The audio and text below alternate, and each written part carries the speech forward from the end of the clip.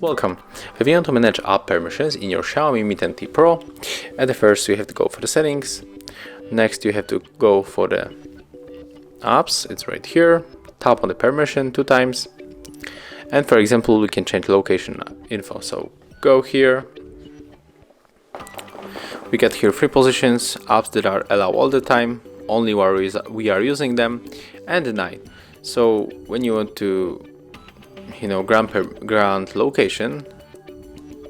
permission for location for this app, you have to click on it and then select option. And that's how it looks. Thank you guys for watching. Leave thumbs ups, comments and subscribe to our channel.